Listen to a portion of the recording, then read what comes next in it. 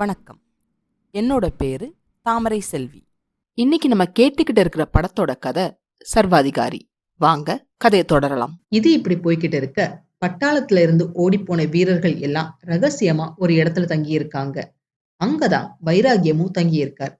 அப்ப அங்க அவசரமா வர வீரன் தளபதி உக்ரசேனரும் பிரதாபனும் தலைநகருக்கு வர மேட்டரை சொல்றான். அதை கேட்டதும் எல்லாருக்கும் சந்தோஷமும் ஒரு நம்பிக்கையும் வருது. அப்படின்னா சீக்கிரம் நம்மளுக்கு ஒரு விமோச்சனம் ஏற்படலாம் அப்படின்னு சொல்லி சந்தோஷப்படுறாங்க.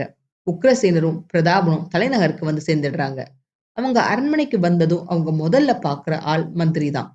மந்திரி தன்னோட அறையில காத்துக்கிட்டு இருக்க, காலயுக்தி உக்ரசேனரையும் பிரதாபனையும் அவரோட ரூமுக்கு கூட்டிட்டு வர்றார். ஜெயம் கொண்ட தளபதி உக்ரசேனரே, நிகரில்லாத வாள் வீரனே, உங்களை பார்த்ததுல ரொம்ப மகிழ்ச்சின்னு அவரை புகழ்ந்து வாழ்த்திட்டு அங்க இருக்கிற சேர்ல உட்கார சொல்றார் மந்திரி. தளபதி உட்கார, நீங்க இங்க வந்து இருக்கிறதுக்கான காரணம் எனக்கு தெரியும். ரத்னபுரி மேல நீங்க போர் தொடுக்க உங்களுக்கு இன்னமும் அதிகமான பீரங்கிகள், அதிகமான குதிரைகள், அதிகமான வீரர்கள் எல்லாம் தேவை, அதானே அப்படின்னு மந்திரி ஆரம்பிக்க, அதை கேட்ட தளபதி ஒரு மாதிரி நக்கலா சிரிக்கிறார். இப்ப நாட்டுக்கு தேவை ஆயுதம் இல்ல, அமைதி, ஆகாரம். உங்களோட போருக்கான முடிவை நான் ஆட்சேபிக்கிறேன்னு ரொம்ப அமைதியா சொல்றார் தளபதி. அதை கேட்டு மந்திரி சிரிச்சிட்டு, உத்தரவுப்படி நடக்க வேண்டியவர் தான் தளபதியே தவிர அவருக்கு ஆட்சேபிக்க பவர் இல்லைன்னு சொல்ல, அதுக்கு தளபதி தளபதிங்கிற முறையில இல்ல, இந்த நாட்டோட பிரஜைங்கிற முறையில வந்து இருக்கேன். ஒரு குடிமகனா உங்க முடிவை ஆட்சேபிக்க எனக்கு உரிமை உண்டு. இப்ப போர் நடத்தினா நாட்டுக்கு அழிவு காலம் அப்படின்னு சொல்றார் தளபதி. அதை கேட்டதும் கொஞ்சம் அலர்ட் ஆகிறார் மந்திரி. அரசாங்க உத்தரவை அலட்சியம் செஞ்சா உங்களுக்கு அழிவு காலம்னு எச்சரிக்கிற குரல்ல சொல்றார் மந்திரி. தேசத்துக்கு நாசத்தை தர்றது போர் தான். இப்ப நாட்டுக்கும் மக்களுக்கும் தேவை யுத்தம் இல்ல, வயிறார சாப்பாடு, அதிக வரிகள் இல்ல, வறுமை இல்லாத வாழ்வு, அதிக போர் வீரர்கள் இல்ல, பாலடைஞ்சு கிடக்கிற நிலத்தை பண்படுத்தி உணவை பெருக்கிற அதிக ஆட்கள்னு தளபதி சொல்றார். நல்லது சொன்னா யாருக்குத்தான் பிடிக்கும்? அதுவும் மக்களோட நல்லதை சொன்னா யாருக்குமே பிடிக்காது இல்லையா? உடனே கோவத்தோட மந்திரி தளபதியை பார்த்து, உன்னோட அபிப்பிராயத்தை யாரும் இங்க கேட்கல, அரசாங்க உத்தரவுக்கு பணிய வேண்டியது உங்களோட கடமை அப்படின்னு சொல்றார். அதை கேட்ட தளபதி, அப்படின்னா நான் மகாராஜாவை பார்க்க வேண்டியதுதான்னு உறுதியா முடிவா சொல்லிடுறார். அதை கேட்ட மந்திரி கோவத்தோட எழுந்து நின்னு, இந்த விஷயத்துல எனக்கும் அவருக்கும் ஒரே முடிவுதான், அதை மாத்த முடியாதுன்னு அதிகார குரல்ல சொல்றார்.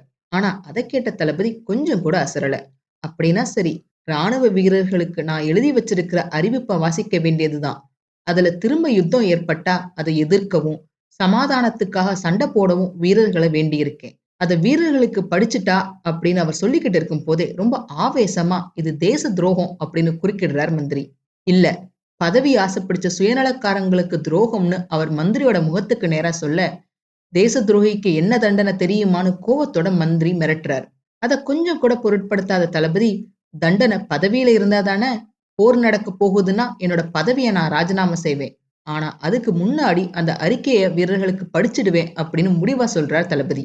அதுக்கு பதில் பேச வாய திறக்கிற மந்திரியை பார்த்து கையை உயர்த்தி ஸ்டாப் பண்ணிட்டு, அதுக்கப்புறம் என்ன நீங்க துரோகின்னு சொன்னாலும் சரி, விசாரணைங்கிற பேர்ல என்ன சிறையில அடைச்சாலும் சரி, எனக்கு அதை பத்தி கவலை இல்லைன்னு சொல்லிட்டு, ஆனா அவ்வளவு தூரத்துக்கு நீங்க போக மாட்டீங்க அப்படின்னு நான் எதிர்பார்க்கிறேன்னு தளபதி சொல்ல, அதை கேட்டு லைட்டா சிரிக்கிறார் மந்திரி. உங்களோட உறுதியான ஆசையை நான் ஏன் தடுக்க போறேன்?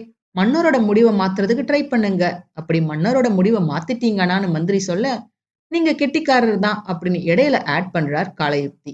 ஆனா இன்னைக்கு மகாராஜாவுக்கு அதிக வேலைன்னு சொல்லிட்டு காலயுக்தி கிட்ட, ஏன் காலயுக்தி, மகாராஜாவை இன்னைக்கு ராத்திரி 12 மணிக்கு பார்க்கலாம் இல்லையான்னு மந்திரி கேட்க, மந்திரியோட கேள்வியோட அர்த்தம் விளங்க, நிம்மதியான நேரம் அப்படின்னு ஜால்ரா போடுறார் காலயுக்தி.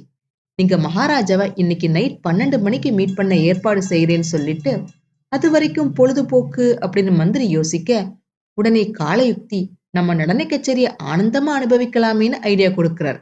உடனே மந்திரி இன்னைக்கு நைட் 8 மணிக்கு என்ன சொல்றீங்கன்னு தளபதி கிட்ட கேட்க, அதுக்கு சரின்னு ஒத்துக்கிறார் தளபதி.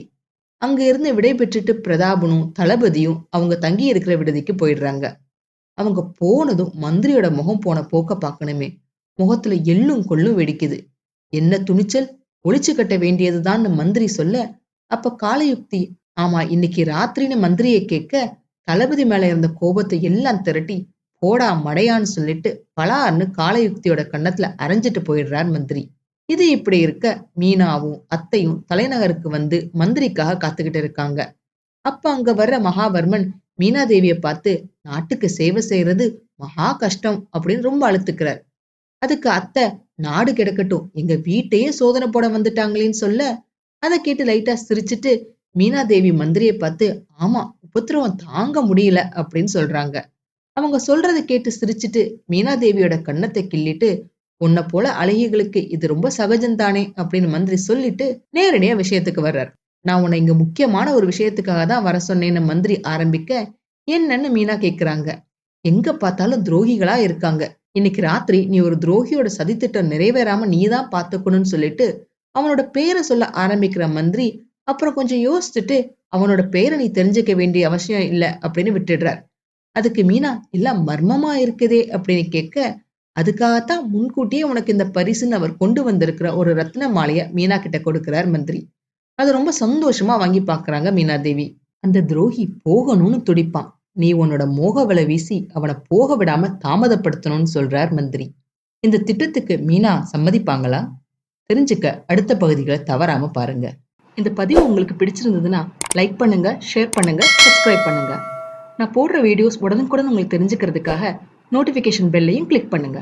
என்னங்க, கதை சுவாரஸ்யமா போயிட்டு இருக்கா? இந்த கதையை பத்தியான உங்க கருத்துக்களை தவறாம என்னோட ஷேர் பண்ணுங்க. உங்க கருத்துக்களை தெரிஞ்சுக்க நான் ஆவலா காத்திருக்கேன். மீண்டும் அடுத்த பதிவில் சந்திப்போம். நன்றி, வணக்கம்.